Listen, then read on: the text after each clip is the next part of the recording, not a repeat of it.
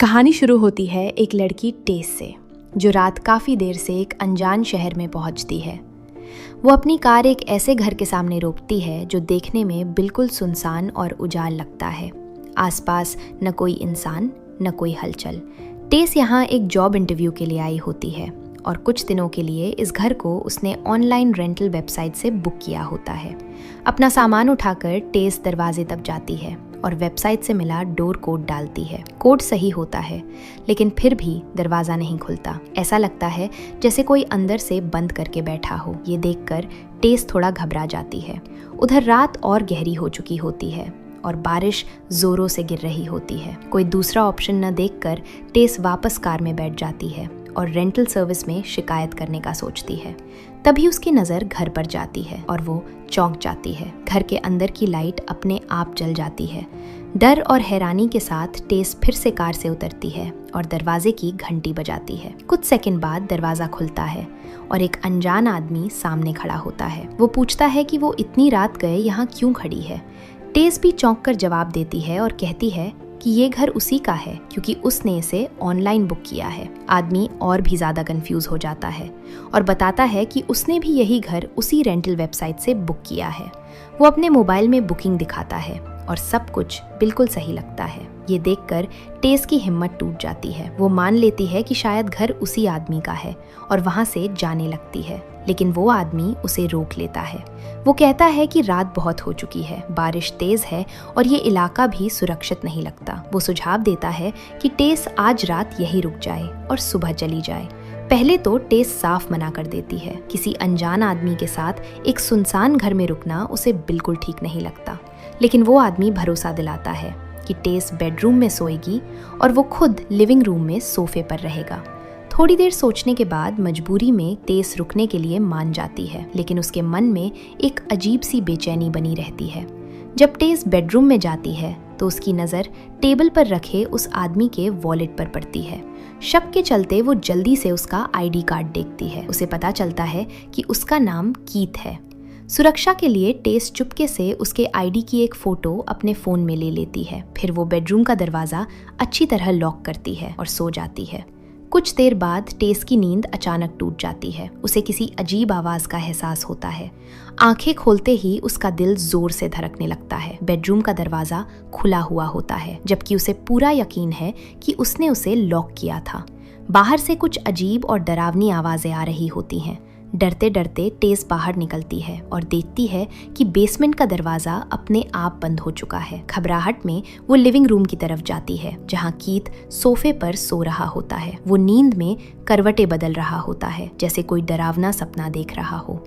टेस उसे जगा देती है और पूछती है कि क्या उसने उसके कमरे का दरवाज़ा खोला था। कीथ तुरंत मना कर देता है और कहता है कि वो पूरी रात सोफे पर ही सो रहा था। अब और ज़्यादा डरी हुई टेस वापस अपने कमरे में जाती है, दरवाज़ा फिर से लॉक करती है और किसी तरह खुद को सुलाने की कोशिश करती है। अगली सुबह टेस उठती है तो देखती है कि कीथ घर में नहीं है। बस एक नोट पड़ा होता है जिसमें लिखा होता है कि उसे किसी काम से बाहर जाना पड़ा है और वो शाम तक लौट आएगा। टेस तैयार होकर इंटरव्यू के लिए बाहर निकलती है, लेकिन जैसे ही वो घर से बाहर आती है उसके होश उड़ जाते हैं। पूरा इलाका पूरी तरह सुनसान होता है। टूटे हुए घर, खाली सड़कें और आसपास इंसान का नाम तक नहीं। ऐसा लगता है जैसे इस पूरे इलाके में वो अकेली हो। डर लगने के बावजूद टेस लेट हो चुकी होती है, इसलिए वो इंटरव्यू के लिए निकल जाती है। इंटरव्यू काफी अच्छा जाता है और डायरेक्टर उससे प्रभावित हो जाती है। इंटरव्यू के अंत में डायरेक्टर टेस से पूछती है, तो आप इस शहर में ठहरी कहाँ हैं? टेस डायरेक्टर को बताती है कि वो बैबरी स्ट्रीट पर बने एक घर में ठहरी हुई है। जैसे ही डायरेक्टर ये नाम सुनती है, उसका चेहरा पूरी तरह बदल जाता है। वो चौंक जाती है और घबराए हुए अंदाज में टेस को चेतावनी देती है कि बैबरी स्ट्रीट बिल्कुल भी सुरक्षित जगह नहीं है। वो टेस से साफ साफ कहती है कि वो तुरंत उस इलाके से निकल जाए। इतना कहकर डायरेक्टर जल्दी से वहाँ से चली जाती है। डायरेक्टर की बात सुनने के बाद टेस के मन में भी डर बैठ जाता है। शाम को जब वो वापस घर लौटती है तो उसका दिल अजीब सा भारी महसूस कर रहा होता है। जैसे ही वो दरवाजा खोलकर अंदर जाने वाली होती है, अचानक उसकी नजर सामने पड़ती है। एक अनजान आदमी पूरी रफ्तार में उसकी तरफ दौड़ता हुआ आ रहा होता है। टेस बुरी तरह घबरा जाती है। वो जल्दी जल्दी दरवाजा खोलती है और उस आदमी के पास पहुंचने से ठीक पहले घर के अंदर घुस जाती है। वो आदमी दरवाजे पर जोर जोर से थप्पड़ मारने लगता है और चिल्लाकर टेस को बाहर आने के लिए कहता है। टेस पूरी तरह डर के मारे जमी हुई होती है। उसे समझ ही नहीं आता कि ये सब क्या हो रहा है। कांपते हाथों से वो पुलिस को कॉल करने की कोशिश करती है, लेकिन कुछ देर बाद जब वो दोबारा दरवाजे की तरफ देखती है तो वो आदमी वहां से गायब हो चुका होता है। थोड़ी राहत की सांस लेकर टेस बाथरूम की तरफ जाती है, लेकिन अंदर जाकर उसे पता चलता है कि टॉयलेट पेपर खत्म हो चुका है। वो घर में इधर उधर देखने लगती है। तभी उसकी नजर बेसमेंट के दरवाजे पर पड़ती है। उसे लगता है कि शायद नीचे कुछ एक्स्ट्रा सामान रखा हो। टेस बेसमेंट में उतरती है। वहां उसे सामने ही टॉयलेट पेपर का एक बॉक्स दिखाई देता है। वो बॉक्स उठाकर जैसे ही मुड़ती है तभी अचानक हालात डरावने हो जाते हैं। बेसमेंट का दरवाजा अपने आप जोर से बंद हो जाता है। घबराकर टेस पूरी ताकत से दरवाजा खोलने की कोशिश करती है, लेकिन दरवाजा हिलता तक नहीं। डर और बढ़ जाता है जब उसे याद आता है कि उसका फोन ऊपर ही रह गया है। अब टेस समझ जाती है कि यहाँ उसकी मदद करने कोई नहीं आने वाला। उसे खुद ही बाहर निकलने का रास्ता ढूंढना होगा। वो बेसमेंट में दूसरा रास्ता तलाशने लगती है और उसे एक छोटा सा खिड़की नुमा रोशनदान दिखता है, जहां से थोड़ी सी रोशनी अंदर आ रही होती है। वो खिड़की खोलने की कोशिश करती है, लेकिन जल्द ही उसे एहसास होता है कि ये सिर्फ बाहर से ही खुल सकती है। वो कांच तोड़ने के लिए आसपास कोई चीज ढूंढने लगती है। तभी उसकी नजर दीवार के अंदर से बाहर निकली हुई एक रस्सी पर पड़ती है। बिना ज्यादा सोचे वो रस्सी खींच देती है। अगले ही पल उसके सामने एक छुपा हुआ दरवाजा खुल जाता है जो एक गुप्त कमरे की तरफ जाता है। टेस अंदर झांकती है, लेकिन वहां पूरा अंधेरा होता है। उसे कुछ दिखाई नहीं देता। डर के बावजूद उसकी जिज्ञासा बढ़ जाती है। वो बेसमेंट में रखा एक बड़ा शीशा उठाती है और उसकी मदद से रोशनी को उस अंधेरे कमरे के अंदर डालती है। जैसे ही रोशनी अंदर जाती है, टेस देखती है कि वहाँ एक पतली सुरंग जैसी जगह है। हिम्मत जुटाकर वो धीरे धीरे आगे बढ़ती है और सुरंग के आखिर में एक और कमरा देखती है। जब वो उस कमरे का दरवाजा खोलती है तो अंदर का नजारा देखकर उसके रोंगटे खड़े हो जाते हैं। कमरे में एक गंदा बिस्तर और एक पुराना वीडियो कैमरा रखा होता है। पूरा कमरा ऐसा लगता है जैसे वहाँ किसी को छुप कर रिकॉर्ड किया जाता रहा हो। तभी टेस की नजर दीवार पर जाती है। वहाँ एक खून से सना हाथ का निशान होता है। ये देखकर टेस पूरी तरह टूट जाती है। वो डर के मारे उस गुप्त कमरे से बाहर भागती है और बेसमेंट की खिड़की की तरफ दौड़ती है। खिड़की से बाहर झांकने पर उसे कीथ घर के बाहर खड़ा दिखाई देता है। टेस पूरी ताकत से उसका नाम चिल्लाने लगती है। किस्मत से कीथ उसकी आवाज सुन लेता है और खिड़की के पास दौड़ कर आता है। टेस को बेसमेंट में फंसा देखकर वो भी हैरान रह जाता है। कीथ तुरंत घर के अंदर जाता है, बेसमेंट का दरवाजा खोलता है और टेस को बाहर निकालता है। डर से कांपती हुई टेस बिना कुछ सोचे अपना सामान पैक करने लगती है। वो तय कर चुकी होती है कि उसे ये घर तुरंत छोड़ना है, लेकिन कीथ उसे रोक लेता है और पूछता है कि आखिर हुआ क्या। टेस उसे सब कुछ बता देती है। छुपा हुआ कमरा, गंदा बिस्तर, वीडियो कैमरा, और साफ कहती है कि ये जगह बेहद खतरनाक है और उन्हें अभी निकल जाना चाहिए। हालांकि टेस की हालत देखकर भी कीथ पूरी तरह यकीन नहीं करता। वो कहता है कि वो खुद बेसमेंट में जाकर सब कुछ देखना चाहता है। वो भरोसा दिलाता है कि अगर सच में कुछ गड़बड़ हुई तो वे तुरंत वहाँ। काफी देर बीत जाती है, लेकिन कीथ वापस नहीं आता। तेज घबराकर बेसमेंट के दरवाजे के पास जाती है और जोर जोर से उसका नाम पुकारती है, लेकिन नीचे से कोई जवाब नहीं आता। अब टेस के पास कोई और रास्ता नहीं बचता। डर के बावजूद वो फिर से बेसमेंट में जाने का फैसला करती है। इस बार अंदर जाने से पहले वो एक कुर्सी दरवाजे के आगे लगा देती है ताकि दरवाजा दोबारा बंद न हो। फोन की फ्लैशलाइट जलाकर टेस धीरे धीरे आगे बढ़ती है और कीथ को आवाज देती है, लेकिन बेसमेंट में हर तरफ सन्नाटा होता है। वो उस गुप्त कमरे तक भी पहुंचती है जहां गंदा बिस्तर और कैमरा पड़ा है, लेकिन कीथ वहां भी नहीं होता। डरी और उलझी हुई टेस और अंदर जाती है। तभी उसे नीचे की तरफ जाती हुई सीढ़ियां दिखाई देती हैं। अचानक नीचे से कीथ की आवाज आती है। वो मदद के लिए रो रहा होता है। टेस बुरी तरह डर जाती है। वो नीचे नहीं जाना चाहती, लेकिन कीथ लगातार उसका नाम पुकारता रहता है। मजबूरी में टेस आगे बढ़ती है। सीढ़ियां पार करते ही उसे एक भयानक सच समझ आता है। इस बेसमेंट के नीचे एक और बेसमेंट है, एक छुपा हुआ अंधेरा अंडरग्राउंड हिस्सा। टेस आगे बढ़ते हुए कीथ को पुकारती है। तभी अचानक कीथ जमीन पर घिसकता हुआ उसकी तरफ आता है। उसकी हालत बेहद खराब होती है, जैसे कोई घायल जानवर हो। उसका चेहरा डर से सफेद पड़ा होता है। कांपती आवाज में कीथ टेस को बिल्कुल चुप रहने को कहता है। वो बताता है कि वहाँ नीचे कोई और है, कुछ बेहद खतरनाक, जो उन्हें मारना चाहता है। और वो ये भी बताता है कि उस चीज़ ने उसे काट लिया है। वे दोनों जैसे ही वहाँ से भागने की कोशिश करते हैं, तभी अचानक एक लंबी डरावनी औरत पूरी रफ्तार से उनकी तरफ दौड़ती है। वो औरत कीथ को पकड़ लेती है और उसका सिर दीवार पर इतनी जोर से पटकती है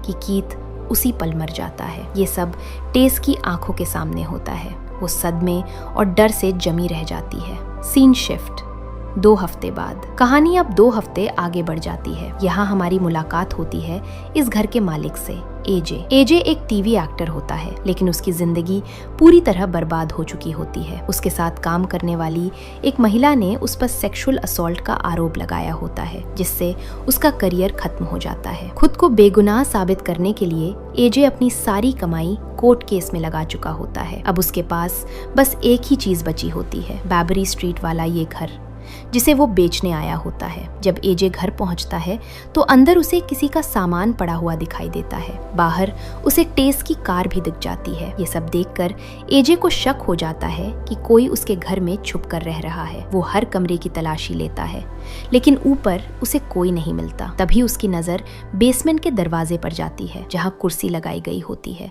अब एजे को पूरा यकीन हो जाता है कि कोई नीचे छुपा हुआ है। जैसे ही वो दरवाजे के पास जाता है, उसे नीचे से कदमों की आवाज सुनाई देती है। खुद को बचाने के लिए एजे एक टॉर्च और चाकू उठा लेता है और बेसमेंट में उतर जाता है। वहाँ वो भी वही गुप्त कमरा देखता है, कैमरा और गंदा बिस्तर। लेकिन हैरानी की बात ये होती है कि वो डरता नहीं, बल्कि और आगे बढ़ता चला जाता है। जैसे ही वो नीचे की छुपी हुई सीढ़ियों तक पहुँचता है, एजे डरने की बजाय खुश हो जाता है। वो सोचने लगता है कि इतनी एक्स्ट्रा छुपी हुई जगह होने से उसके घर की कीमत दोगुनी हो जाएगी। उत्साहित होकर वो मेजरिंग टेप निकालता है और बेसमेंट को नापने लगता है। नापते नापते वो एक और कमरे में पहुंचता है, जहाँ टीवी पर एक अजीब सा शो चल रहा होता है। एक माँ अपने बच्चे को दूध पिला रही होती है। एजे ये सब देख ही रहा होता है कि अचानक कोई उसका मेजरिंग टेप खींच लेता है। घबराकर एजे टॉर्च उस तरफ घुमाता है, लेकिन वहाँ कोई नहीं होता। अगले ही पल उसे एक भयानक गुर्राने की आवाज सुनाई देती है। धीरे धीरे वही लंबी डरावनी औरत अंधेरे से बाहर निकलती है। डर के मारे एजे वहां से भागने लगता है। भागते भागते वो अचानक एक गहरे गड्ढे में गिर जाता है। नीचे गिरते ही वो देखता है कि ऊपर से वो औरत एक लोहे की जाली बंद कर देती है और एजे पूरी तरह उस गड्ढे में कैद हो जाता है। एजे को कुछ समझ नहीं आता कि ये सब क्या हो रहा है, और तभी उसके सामने एक और औरत दिखाई देती है। वो औरत टेस होती है। पता चलता है कि टेस पिछले 2 हफ्तों से इसी गड्ढे में कैद थी। एजे पूरी तरह सहम जाता है। उसकी हालत देखकर टेस उसे शांत रहने को कहती है और सख्त लहजे में समझाती है कि उसे एकदम चुप रहना होगा। टेस बताती है कि अगर उसने जरा सी भी आवाज की तो वो औरत गुस्से में आ जाएगी। वो साफ कहती है अगर एजे जिंदा रहना चाहता है तो उसे वही करना होगा जो वो औरत चाहती है, वरना वो उसे मार डालेगी। कुछ देर बाद वही डरावनी औरत वहां आ जाती है। उसके हाथ में एक दूध की बोतल होती है। वो बोतल टेस की तरफ बढ़ाती है। बिना ज्यादा सोचे टेस छोटे बच्चे की तरह बोतल से दूध पी लेती है। फिर वो औरत वही बोतल एजे की तरफ बढ़ाती है, लेकिन एजे उसे पीने से मना कर देता है। टेस घबराकर उसे समझाने लगती है, चुप रहो, बस पी लो। वो बताती है कि वो औरत उन्हें नुकसान नहीं पहुंचाना चाहती, वो बस चाहती है कि वे उसके बच्चों की तरह बर्ताव करें। लेकिन एजे फिर भी मना कर देता है। बस यही बात उस औरत को गुस्से से भर देती है। वो गड्ढे के अंदर उतर आती है। पहले वो टेस को प्यार से गले लगाती है, जैसे कोई माँ अपने अच्छे बच्चे को लगाती है, और फिर उसका चेहरा एजे की तरफ घूम। अब उसमें सिर्फ गुस्सा होता है। वो एजे को जबरदस्ती घसीटते हुए अपने साथ ले जाती है। वो उसे उसी कमरे में ले जाती है जहाँ टीवी पर माँ और बच्चे का शो चल रहा होता है। टीवी में जैसे माँ बच्चे को दूध पिला रही होती है, उसी तरह वो औरत जबरदस्ती एजे को दूध पिलाने लगती है। एजे पूरी तरह टूट जाता है। इधर एजे को घसीटते वक्त वो औरत गड्ढे की जाली बंद करना भूल जाती है। टेस ये देख लेती है। वो बिना समय गवाए गड्ढे से बाहर निकलती है और भागने लगती है, लेकिन तभी उसका पैर मेजरिंग टेप से टकरा जाता है। तेज आवाज होती है। औरत तुरंत समझ जाती है कि टेस भाग रही है। वो एजे को वहीं छोड़ देती है और टेस के पीछे दौड़ पड़ती है। टेस पूरी ताकत से दौड़ती है और बेसमेंट के दरवाजे तक पहुंचती है, लेकिन दरवाजा लॉक होता है। वो जितना भी जोर लगाती है, दरवाजा नहीं खुलता। अब उसके पास आखिरी रास्ता बचता है। वो बेसमेंट की खिड़की तोड़ देती है और बाहर निकलने की कोशिश करती है। औरत अब बस कुछ सेकंड की दूरी पर होती है, तभी बाहर से एक आदमी टेस का हाथ पकड़कर उसे खिड़की से बाहर खींच लेता है। अगर वो आदमी 1 सेकंड भी लेट होता तो टेस वहीं मारी जाती। टेस को बचाने वाला वही आदमी होता है जिसने पहले उसे घर में जाने से रोका था। टेस उसे बताती है कि उस घर के अंदर एक खौफनाक औरत रहती है, लेकिन वो आदमी ये सब पहले से जानता होता है। वो टेस को चेतावनी देता है कि वो तुरंत ये शहर छोड़ दे। वो कहता है कि अगर वो रुकी तो वो औरत उसे ढूंढ निकालेगी और जिंदगी भर के लिए कैद कर लेगी।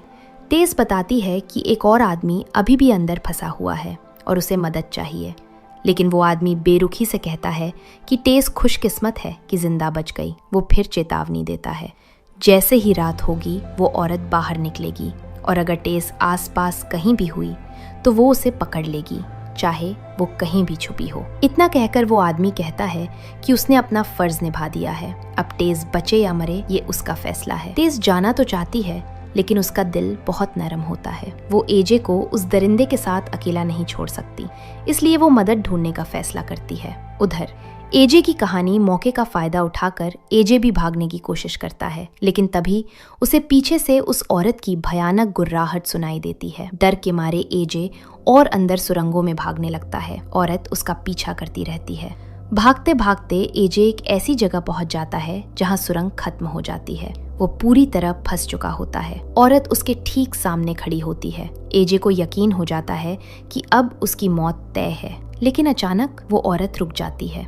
किसी अजीब वजह से वो डर जाती है और चुपचाप पीछे मुड़कर चली जाती है, एजे को जिंदा छोड़कर। हैरान एजे पीछे मुड़कर देखता है। उसे वहां एक दरवाजा दिखाई देता है। वो सोचने लगता है, आखिर उस कमरे में ऐसा क्या है जिससे वो औरत तक डरती है। एजे डरते डरते उस कमरे में घुसता है। कमरा बेहद खराब हालत में होता है। चारों तरफ सामान बिखरा होता है। अंदर एक टीवी अब भी चल रहा होता है। एजे कमरे में देखने ही लगता है कि अचानक उसके पीछे से एक आवाज आती है। एजे डर के मारे पलटता है और देखता है एक बहुत बूढ़ा बीमार आदमी बिस्तर पर पड़ा है। आदमी बेहद कमजोर लगता है, ठीक से हिल या बोल नहीं सकता। एजे सोचता है कि शायद औरत ने उसे भी कैद कर रखा है और मदद करने लगता है, लेकिन बूढ़ा आदमी बार बार ड्रॉर की तरफ इशारा करता है। एजे ड्रॉर खोलता है और उसके अंदर कई VHS टेप्स देखता है। हर टेप पर अलग महिला का नाम लिखा होता है।